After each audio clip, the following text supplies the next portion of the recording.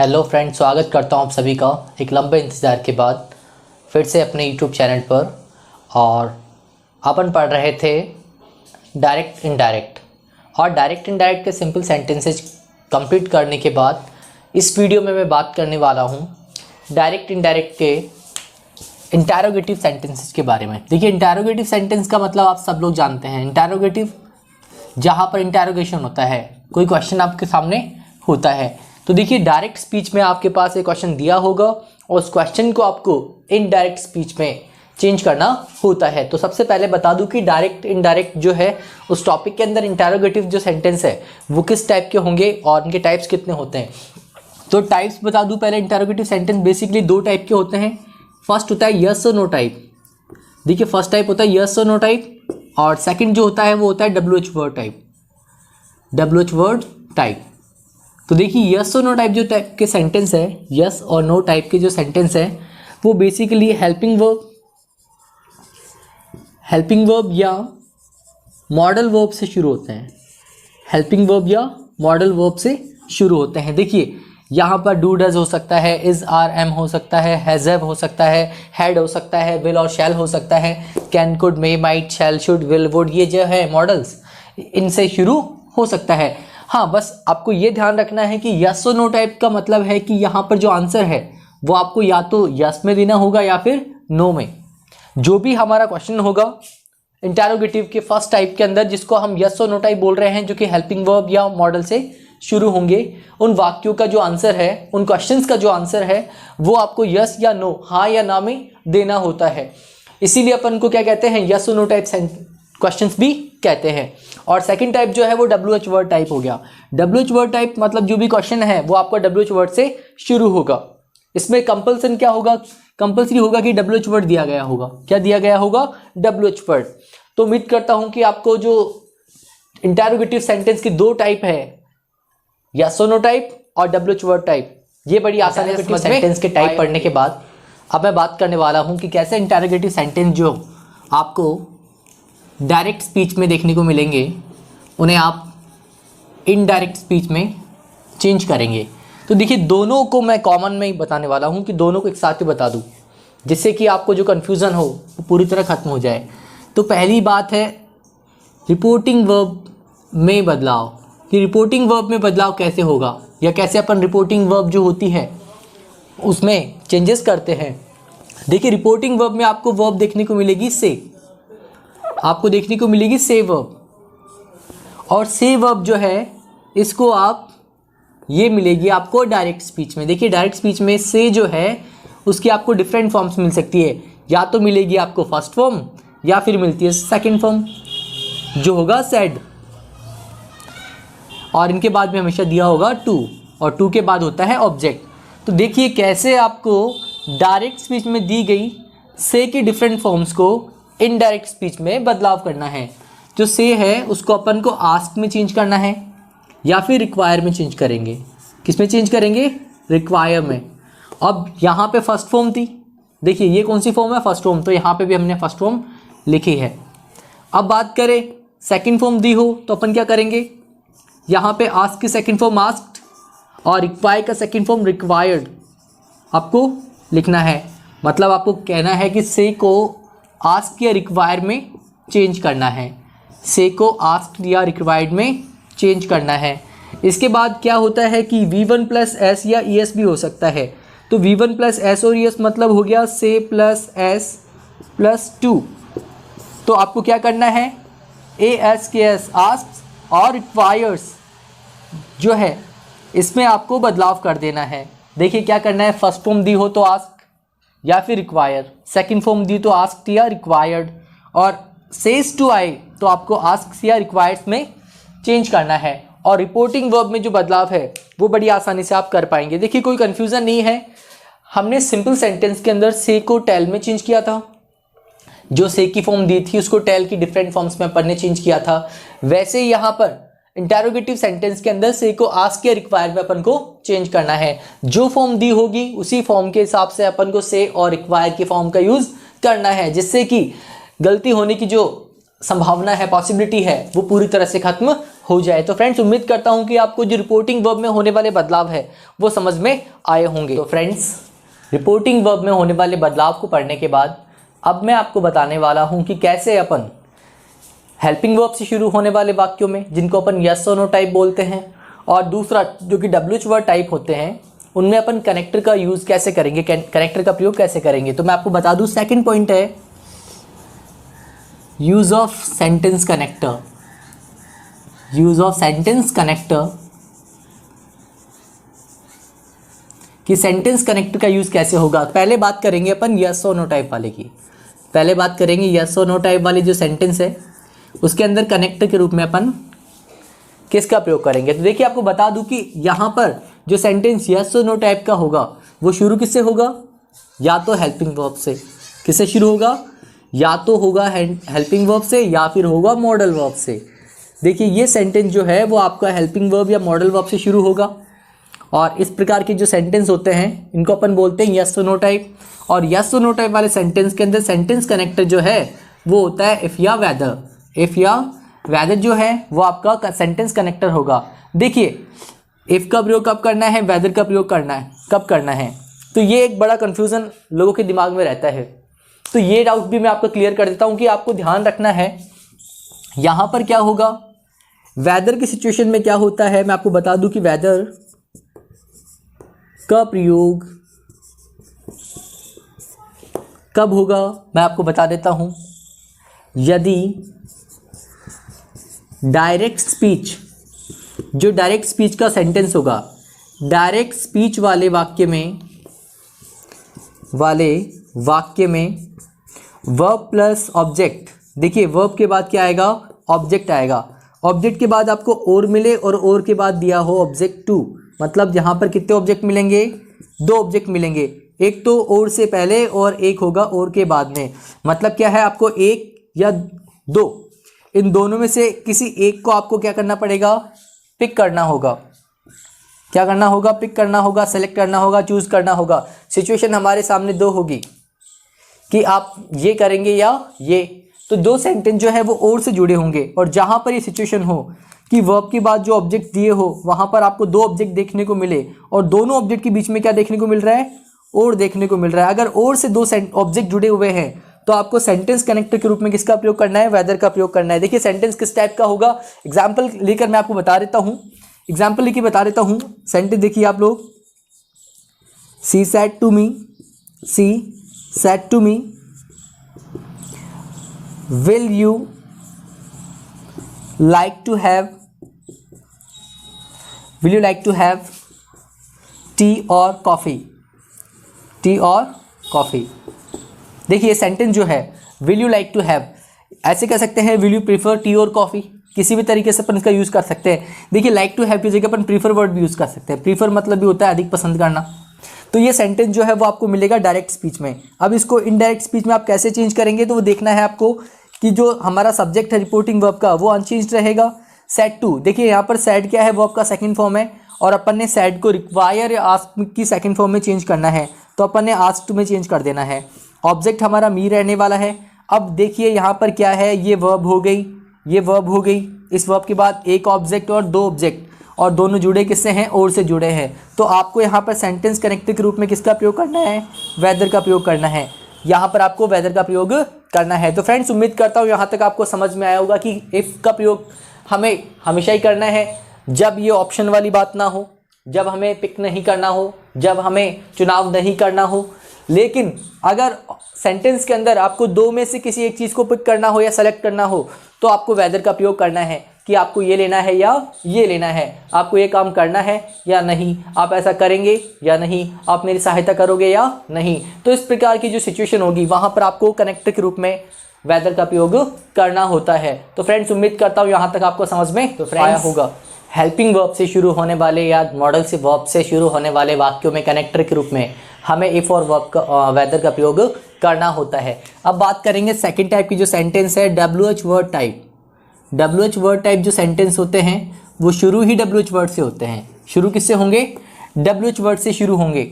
शुरू किससे होंगे, डब्ल्यूएच वर्ड से। तो यहाँ पर जो कनेक्टर होगा वो सेम डब्ल्यूएच वर्ड होगा, सेम डब्ल्यूएच वर्ड जो आपको कहाँ मिलेगा, डायरेक्ट स्पीच में। तो देखिए यहाँ पे लिखते जाऊँ मैं कि डायरेक्ट स्पीच में आए हुए WH वर्ड का प्रयोग, जो WH वर्ड होगा, WH वर्ड जो है उसका प्रयोग एज अ सेंटेंस कनेक्टर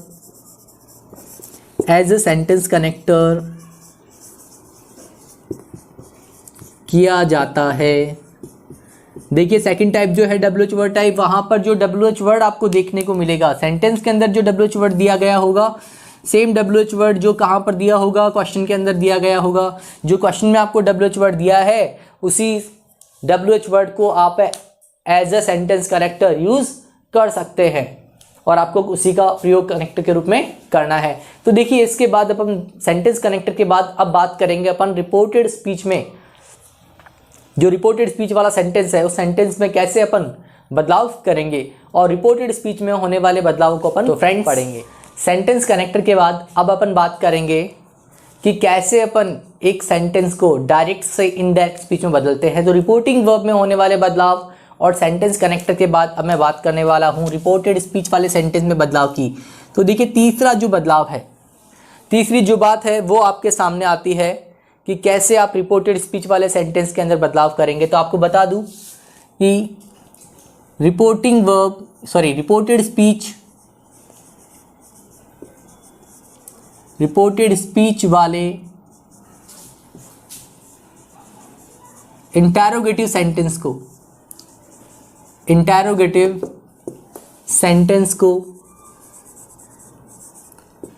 को सिंपल सेंटेंस में बदला जाएगा। सिंपल सेंटेंस में बदला जाता है या बदला जाएगा। देखिए यहाँ पर सिंपल का मतलब अफर्मेटिव, साधारण वाक्य जिसको अपन कहते हैं, क्या कह सकते हैं इसको, अफर्मेटिव जो होते हैं, साधारण वाक्य जो होते हैं। तो हमें जो इंटरोगेटिव सेंटेंस होगा, जो प्रश्नवाचक वाक्य होगा, उसको अपन को साधारण वाक्य या सरल वाक्य में बदलना होता है। देखिए सेंटेंस आपको कैसे देखने को मिलेगा, सेंटेंस आपको दिखता है, एग्जाम्पल मैं आपको दे रहा हूं एक, she says to him does he go there, ये सेंटेंस आपके सामने है। तो देखिए ये सेंटेंस आपके सामने दिया है इंटरोगेटिव फॉर्म में। इसको हमें चेंज करना है सिंपल फॉर्म में। देखिए चेंज क्या करना है, यहाँ पर सेज टू को अपन आस्क में चेंज कर देंगे, हिम का हिम रहने वाला है और यहाँ पर वर्ब के बाद एक ही ऑब्जेक्ट नहीं है या ऑब्जेक्ट है तो अपन यहाँ पर कनेक्टर इफ का प्रयोग कर देंगे। अब इसमें जो हेल्पिंग वर्ब है, इस हेल्पिंग वर्ब को हमें रिमूव कर देना है और रिमूव करके जो सब्जेक्ट है उसको पहले लाएंगे। ही थर्ड पर्सन है तो वो पहले आ जाएगा। देखिए डू डज के साथ फर्स्ट फॉर्म आती है तो अपन उसको बदलाव करते हैं, लेकिन यहाँ पर प्रेजेंट टेंस इसलिए बदलाव नहीं होगा तो गोज होएगा यहाँ पर और देयर का देयर रहने वाला है। तो इस प्रकार जो बदलाव है उनको अपन पढ़ेंगे। हेल्पिंग वर्ब को हटा देंगे और जो हमारा सब्जेक्ट है रिपोर्टेड स्पीच का सब्जेक्ट उसको अपन लिखेंगे डायरेक्ट स्पीच में और जो डू डज के साथ फर्स्ट फॉर्म है। तो देखिए यहाँ पर प्रेजेंट टेंस था तो हमने रिपोर्टिंग वर्ब जो है उसके टेंस को देखते हुए रिपोर्टेड स्पीच के टेंस में बदलाव नहीं करना है। तो यहाँ पर डज के साथ फर्स्ट फॉर्म है और ही के साथ क्या है, जो फर्स्ट फॉर्म है उसके साथ अपन को ईएस जोड़ना होता है। और लास्ट में देखिए हमने क्या किया है, सेंटेंस को सिंपल सेंटेंस या अफर्मेटिव सेंटेंस में कन्वर्ट किया है। तो लास्ट में जो क्या दिया है, इंटरोगेटिव साइन दिया है, क्वेश्चन मार्क दिया है, क्वेश्चन मार्क को हटाकर हमने क्या किया है, फुल स्टॉप का यूज़ किया है। किसका यूज़ किया है, फुल स्टॉप का यूज़ किया है। तो फ्रेंड्स देखिए हमें इंटरोगेटिव सेंटेंस जो रिपोर्टेड स्पीच के डायरेक्ट सेंटेंस में देखने को मिलेगा उससे इनडायरेक्ट में बनाते समय एक अफर्मेटिव सेंटेंस या सिंपल सेंटेंस में कन्वर्ट करना होता है। और देखिए अफर्मेटिव सेंटेंस जो होता है उसके लास्ट में आपको फुल स्टॉप देखने को मिलता है, जबकि इंटरोगेटिव सेंटेंस में आपको क्वेश्चन मार्क देखने को मिलता है। तो फ्रेंड्स उम्मीद करता हूँ यहाँ तक समझ में आया होगा। अब बात करेंगे फ्रेंड्स आगे रिपोर्टेड स्पीच में होने वाले बदलाव को अपन पढ़ रहे हैं और इनडायरेक्ट स्पीच के अंदर अपन को क्या करना है। सबसे पहले तो जो डायरेक्ट स्पीच के अंदर इंटरोगेटिव सेंटेंस दिया होगा उसको सिंपल सेंटेंस में कन्वर्ट करना है और सिंपल सेंटेंस में कन्वर्ट करने के बाद दूसरी चीज़ है टेंस में बदलाव होगा, टेंस बदला जाएगा और टेंस का बदलाव कैसे होता है वो अपन पहले पढ़ चुके हैं। और इसके बाद है टाइम और डिस्टेंस वाले जो वर्ड्स है, समय और दूरी को दिखाने वाले, समय वर्ड टाइम और डिस्टेंस को दर्शाने वाले शब्द जो हैं, को दर्शाने वाले शब्दों में बदलाव होता है, शब्दों में बदलाव किया जाता है। नोट में आपको लिख देता हूँ, एक लिखा देता हूँ नोट। इंपॉर्टेंट क्या है? इंटरोगेटिव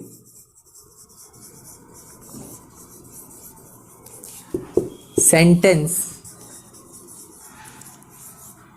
के अंत में आए क्वेश्चन मार्क को हटाकर अफर्मेटिव सेंटेंस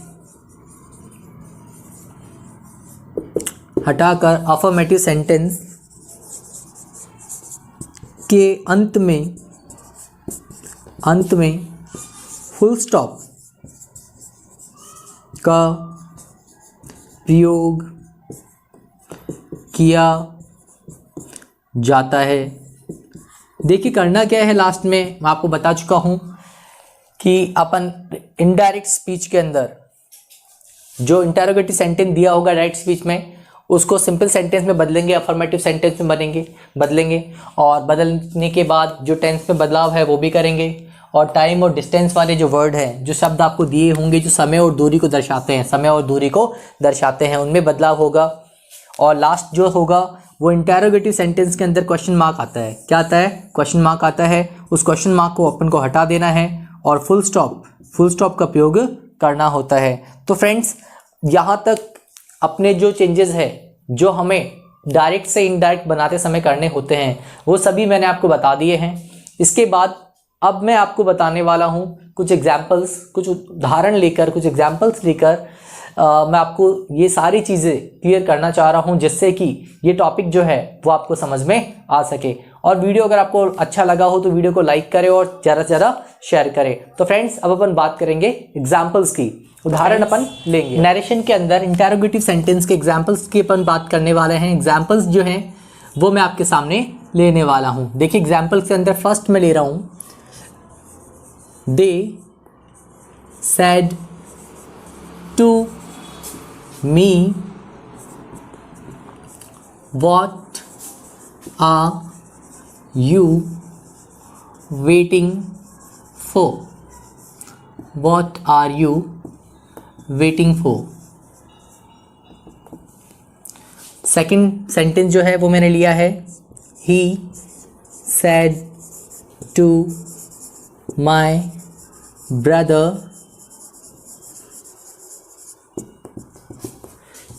did you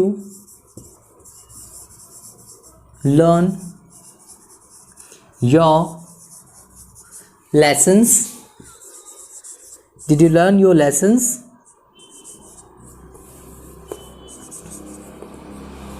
और थर्ड जो सेंटेंस है वो अब मैं आपके सामने लेने वाला हूँ, She said to her father,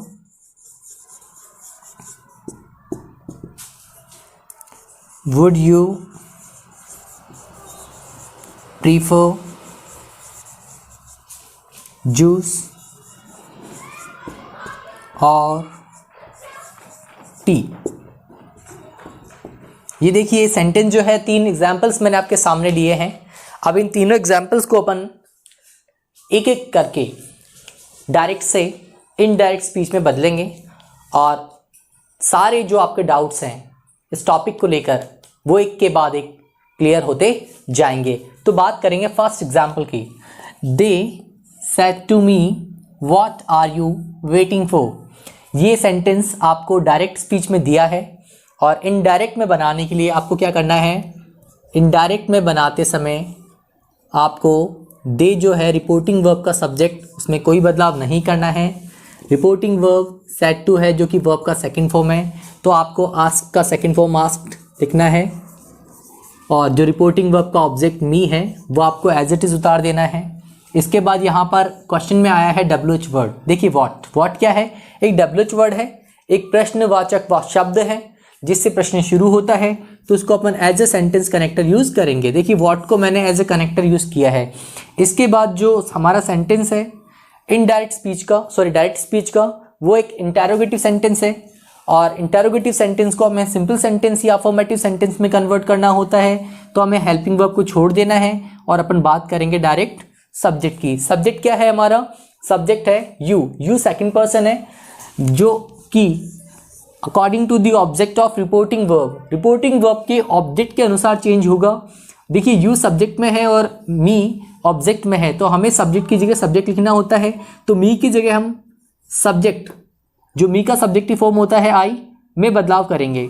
इसके बाद यहाँ पर जो हमारी हेल्पिंग वर्ब है जो कि क्या है आर को अपन चेंज करेंगे। क्यों? क्योंकि यहाँ पर पास्ट टेंस है, रिपोर्टिंग वर्ब का अगर पास्ट टेंस हो, रिपोर्टिंग वर्ब का टेंस अगर पास्ट टेंस होगा तो रिपोर्टेड स्पीच के टेंस में बदलाव किए जाते हैं, तो इस आर एम को अपन वॉज वर्ब में चेंज करते हैं, और आई के साथ जो है वो वॉज का प्रयोग होता है। इसके बाद वर्ब है वेटिंग, तो वेटिंग को वेटिंग रहने देंगे और फॉर को फॉर। तो ये आपका सेंटेंस जो है, और लास्ट में हमने क्या किया है, क्वेश्चन मार्क को हटा देना है और फुल स्टॉप का प्रयोग करना है। तो हमारा सेंटेंस बनेगा they asked me what I was waiting for, they asked me what I was waiting for. ये हमारा इनडायरेक्ट स्पीच बन गया है। अब बात करेंगे सेकंड सेंटेंस की। He said to my brother did you learn your lessons. देखिए ये सेंटेंस आपके सामने है, इस सेंटेंस को आपको इनडायरेक्ट स्पीच में बदलना है, तो आपको क्या करना है, सबसे पहले रिपोर्टिंग वर्ब का जो सब्जेक्ट है ही, उसको एज इट इज़ रहने देना है, वो हमने छोड़ दिया है, और सेड टू को अपन ने आस्क्ड में चेंज करना है, और हमारा ऑब्जेक्ट है माय ब्रदर, तो मैंने वो भी लिखा है माय ब्रदर। अब देखिए सेंटेंस में क्या है, वर्ब के बाद एक ऑब्जेक्ट दिया है, तो अपन को सेंटेंस कनेक्टर के रूप में इफ़ का प्रयोग करना है, डिड को हमें छोड़ देना है, और हमें सब्जेक्ट को चेंज करना है ऑब्जेक्ट में। तो माय ब्रदर मतलब लड़का है, लड़के के लिए अपन प्रोनाउन यूज़ करते हैं ही। अब डिड जो है, डिड के साथ फर्स्ट फॉर्म आई है, तो इनडायरेक्ट स्पीच में, जब डायरेक्ट स्पीच में डिड प्लस V1 आए तो इनडायरेक्ट स्पीच में से सेकंड फॉर्म में चेंज करते हैं, या हेड प्लस थर्ड फॉर्म में। बताया था मैंने आप सभी को कि डिड के साथ अगर फर्स्ट फॉर्म आपको देखने को मिलता है तो आपको उसे हेड प्लस थर्ड फॉर्म में चेंज करना होता है। तो यहाँ पर head learned, your second person है, अकॉर्डिंग टू द ऑब्जेक्ट क्या है, माय ब्रदर है लड़का, तो लड़के के लिए आता है हिज, और लेसन का लेसन रहेगा। तो देखिए इस प्रकार जो रिपोर्टिंग वर्ब और रिपोर्टेड स्पीच के जो बदलाव है वो अपन ने किए हैं, और लास्ट में यहाँ पर क्वेश्चन मार्क था जिसे हमने हटाकर यहाँ पर फुल स्टॉप का प्रयोग कर देना है। थर्ड है जिसका इनडायरेक्ट स्पीच क्या होगा, देखिए शी को शी रहने देना है, सेड टू को अपन को आस्क्ड में चेंज करना है, और हर फादर को हर फादर रहने देना है। तो ये तीन चीज़ तो अपन बड़ी आसानी से कर लेते हैं। इसके बाद देखिए यहाँ पर वर्ब और वर्ब के बाद दो ऑब्जेक्ट है, और दोनों ऑब्जेक्ट जुड़े किससे हैं, और से, तो आपको सेंटेंस कनेक्टर के रूप में वेदर का प्रयोग करना है। देखिए वेदर का प्रयोग कर दिया अपन ने। इसके बाद यू जो है वो हर फादर के हिसाब से चेंज होगा, तो यहाँ पर ही हो जाएगा, वुड का वुड रहने देना है, वुड का वुड रहने देना है, और वर्ब जो प्रीफर है प्रीफर का प्रीफर रहेगा। लास्ट में रहता है जूस और टी, तो जूस और टी अपन उतार देंगे, जूस और टी ये अपन ने उतारे। लास्ट में क्वेश्चन मार्क जो था उसको हटाकर हमने फुल स्टॉप का प्रयोग कर देना है। तो फ्रेंड्स उम्मीद करता हूँ कि ये टॉपिक आपको बड़ी आसानी से समझ में आया होगा। अब नेक्स्ट वीडियो में मैं बात करने वाला हूँ नरेशन के इम्पेरेटिव सेंटेंसेज की, और इम्पेरेटिव सेंटेंस जो है वो आप सभी जानते हैं कि इम्पेरेटिव सेंटेंस क्या होते हैं, आज्ञार्थक वाक्य जिनको अपन कहते हैं, जहाँ पर हम हमारी रिक्वेस्ट, ऑर्डर, सजेशन, एडवाइस की बात करते हैं। तो फ्रेंड्स उम्मीद करता हूँ कि आपको इंटेरोगेटिव सेंटेंसेस का जो टॉपिक है आज का वो समझ में आया होगा। अगर आपको ये वीडियो अच्छा लगा हो तो वीडियो को लाइक करें और ज़्यादा से ज़्यादा शेयर करें। Thanks for watching. Happy Diwali to all of you.